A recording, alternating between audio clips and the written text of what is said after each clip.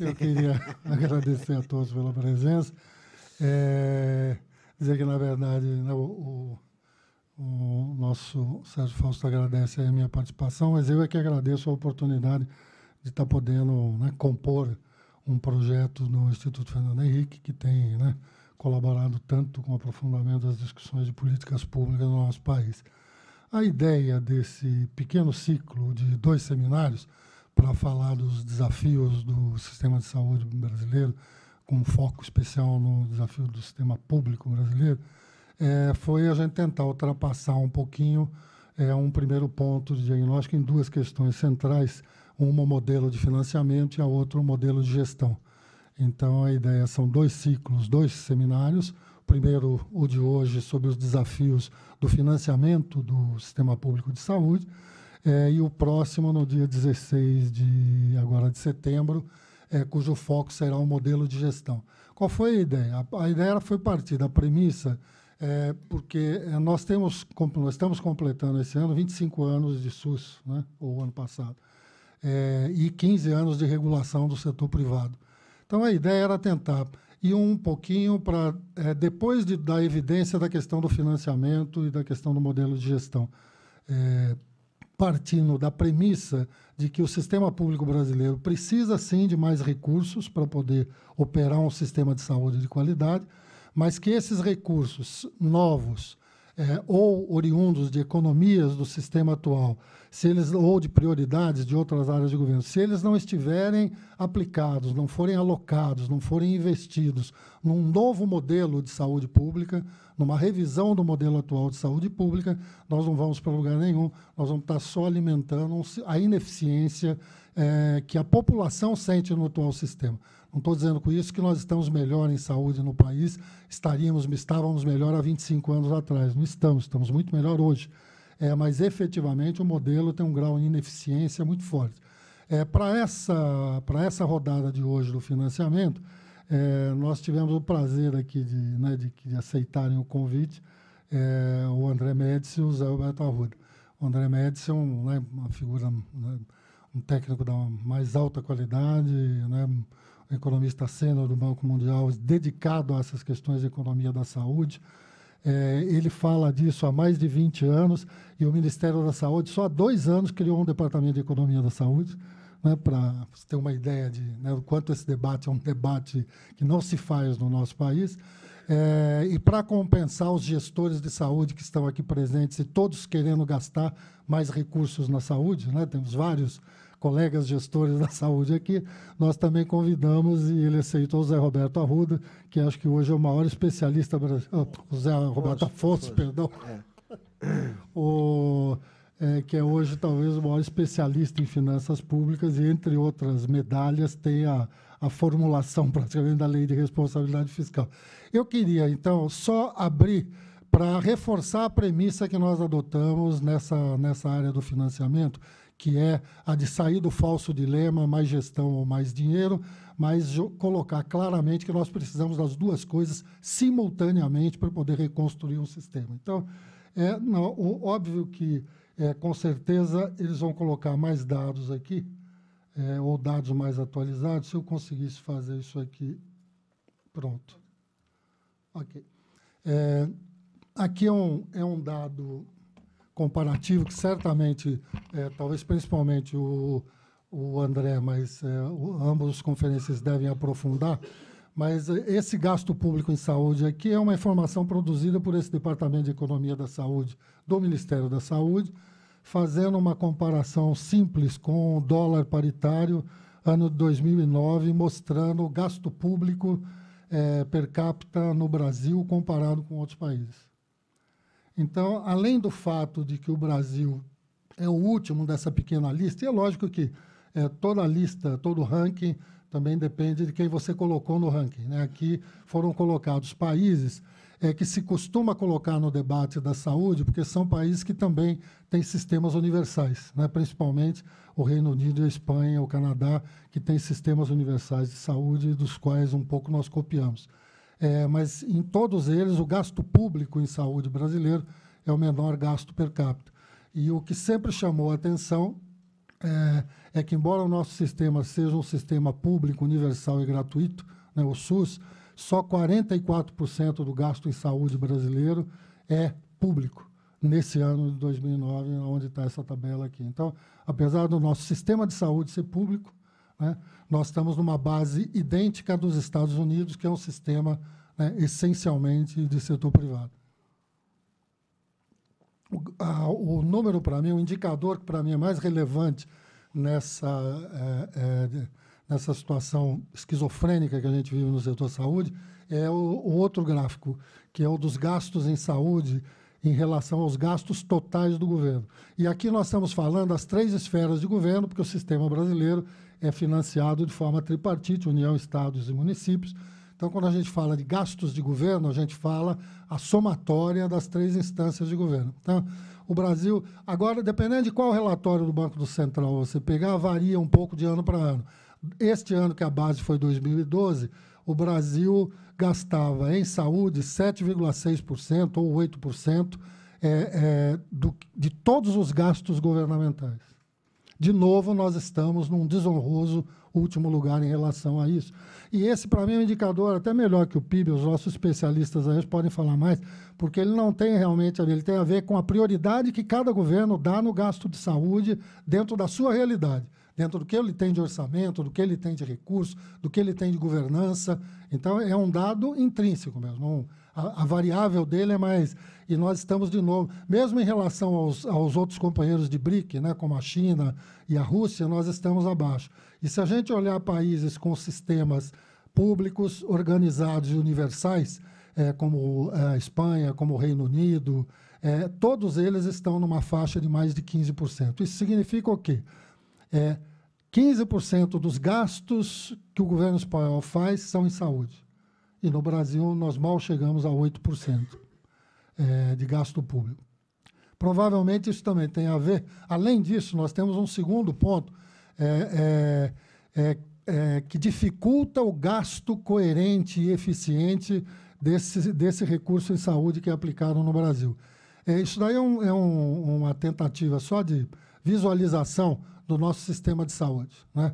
Ele deveria ter entrado uma tela de cada vez para ficar mais claro, mas aqui o que se coloca? Nós temos um sistema único de saúde, que é o SUS, que na sua linha de assistência à saúde, né, ele atende os 197 milhões de brasileiros. Hoje somos 202, né, o Diário Oficial, o IBGE acabou de anunciar que a atualização são 202 milhões de habitantes. Então, a assistência à saúde do SUS, ela é universal, integral e gratuita para todos os habitantes brasileiros. E nós temos um sistema de saúde suplementar, cujo acesso aí é pela, né, aquisição direta ou indireta, mas pelo acesso a um plano de saúde, que atende 49, 50 milhões de pessoas, dependendo do... Né, dependendo. Em dezembro do ano passado, eram 50 milhões de pessoas, está aqui o Sesquim, 51, Sesquim, que o presidente do diretor superintendente da FENA Saúde, que nos coloca aqui. O que acontece, então? Esse dado aqui é um dado de 2010, que era um dado completo, porque é só para mostrar a tendência. Os números mudam, mas a tendência não muda. Eu acho que isso daqui aconteceu porque ele não está no... Mas, enfim, no ano de 2010, o SUS teve 138 bilhões em recursos correntes para operar todo o sistema público de saúde. Aqui, somatória de estados, municípios e da União. Naquele mesmo ano, a receita do setor privado foi 73 bilhões de reais. Evidente que receita é diferente de orçamento, porque receita ainda tem uma série de componentes, o orçamento é outro. Mas isso é para dar uma tendência. Então, neste ano de 2010, a receita do setor privado representou 52% do orçamento nacional público em saúde. No final do ano passado, já era 62%. Porque o gasto público é decrescente e a receita do setor privado é crescente. No mesmo ano de 2010, e o especialista disso é o nosso Zé Roberto, os gastos tributários, que antigamente a gente chamava de renúncia fiscal, né, bateram em 12 bilhões de reais, só na saúde. Um pouco mais da metade deles referente a deduções de imposto de renda pessoa física e pessoa jurídica. isso como componente de gasto. Isso cria uma situação de desigualdade no acesso à saúde da população. Nós temos um sistema hoje onde 75% da população tem um seguro-saúde, que é o SUS, e 25% da população tem 2 seguros-saúde, o SUS e o da saúde suplementar. Fazendo com que a disponibilidade per capita do cidadão de cada um desses grupos, a do SUS é 1/3 da quem tem a dupla cobertura. Quando eu, num dos debates, falei que o Brasil precisava de mais 150 bilhões na área pública, era fazendo exatamente uma regrinha de 3 simples com o per capita que tem um cidadão brasileiro, per capita médio, que tem um cidadão brasileiro que tem seguro do SUS, pode acessar ou não, mas ele tem, e tem o... Né, porque o Brasil é um dos poucos países também onde você tem seguro público e privado e pode acessar os dois a qualquer tempo. Né? Também é uma novidade nossa. Mas essa é uma realidade que nós temos. Para colocar mais um fator, né, que tem que ser encarado, nós temos o nosso problema federativo. Né? Porque o SUS não tem um gerenciamento único. Uma operadora de planos privados de saúde, mesmo que ela tenha 3, 4 milhões de usuários, de beneficiários, ela tem uma receita para atender aqueles usuários e ela tem uma linha de gerenciamento e uma linha de cuidado. Pode ter um problema de enforcement da lei, mas um usuário de plano de saúde, ele, a rigor, toda a linha de cuidado de qualquer patologia que ele tenha está dentro do plano de saúde que ele adquiriu ou tem acesso. O médico, o especialista, o exame, a cirurgia, se ele precisar, o pós-cirúrgico, se ele precisar, e por aí vai. Dentro da mesma operadora. No SUS, não. Fazendo uma imagem bem... a consulta está no município, o exame mais simples está no município, os exames de maior fôlego estão nos municípios grandes ou nos estados, a cirurgia está nos estados. Então, a linha de cuidado de um cidadão passa por 3 esferas de governo que conversam muito pouco e que administram essa massa de recursos de forma independente. Estados, União e municípios têm regras comuns da legislação para administrar o recurso. Tem metas comuns, mas, a rigor, todos têm autonomia na aplicação do recurso. Então, quando nós falamos que o SUS teve 138 bilhões, etc., etc., não é tanto assim, porque você teve isso em 3 esferas. E a grande liderança estratégica do modelo, que deveria ser o nível federal, tem estado ausente nos últimos anos. Ausente na iniciativa política de construção do SUS e ausente no financiamento do SUS como forma de indução. Esse gráfico ali, que está aqui embaixo, ele mostra isso, na minha opinião, de maneira cristalina. No ano 2000, a esfera federal... Por que 2000? Porque 2000 nós aprovamos a vinculação de recursos para o sistema de saúde. 15% município, 12% do estados, e a União não podendo reduzir o patamar do orçamento. Naquele momento, a esfera federal representava quase 60% do financiamento do SUS. Havia uma meta teórica, nunca não estava na lei, não estava no papel, de que estados e municípios chegassem a 50% e que se equilibrassem. Era o debate que se fazia. Em 2010, a União tinha reduzido sua participação para 44,8%. Nós tivemos, nesse período aqui de 10 anos da lei da emenda 29, nós tivemos um incremento de gasto público de 1% do PIB, equivalente a 1% do PIB. 0,93% do PIB de incremento foi de estados e municípios.